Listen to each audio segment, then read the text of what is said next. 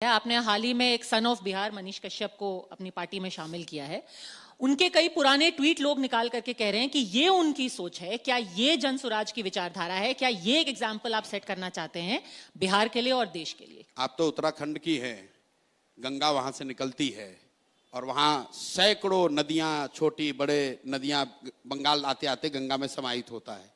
तो क्या हम लोग गंगा को कोई दूसरा नदी कहने लगते हैं? भाई, जन स्वराज इतनी बड़ी विचारधारा है, इतना बड़ा परिवार है कि उसमें सब लोग आकर समाहित हो सकते हैं। अब ये बात, अब उन्होंने ये बात जो है कि बातें क्या कही हैं, कुछ ऐसी बातें जो मैं अभी बोल भी नहीं मैं उस सकती। पे आ रहा हूं। मान लीजिए कि मनीष कश्यप ने मुझे ही गाली दी, तो क्या उनको सुधरने का, मुख्यधारा में आने का, सही काम करने का रास्ता देना चाहिए कि हमको उन्हीं रास्ते पर छोड़ देना चाहिए कि वो जिहादी बन जाएं? आप बताइए कि अगर 20 साल 22 साल के लड़के को कोई सोशल मीडिया के जरिए उसको हिंदू मुस्लिम के उन्माद के लिए इस्तेमाल कर रहा है, तो आपका या मेरा फर्ज क्या है? जन स्वराज की बात छोड़ दीजिए, अगर वो व्यक्ति सुधरना चाहता है या अपना रास्ता बदलना चाहता है तो क्या उसको अवसर दिया जाना चाहिए कि हम लोग को कहना चाहिए नहीं, जो कर रहे हैं यही करते रहो, मतलब समाज में उन्माद फैलाते रहो? मतलब जो आदमी 1 महीना पहले तक भारतीय जनता पार्टी में था, उस वक्त तो उन्मादी था, अब उनका पूरा विचारधारा बदल गई है। अब उनका एकदम माइंड चेंज। मैं ये नहीं कह रहा हूं, वो किसी समुदाय विशेष के लिए ये आपने कहा कि उनके ये टिप्पणी है,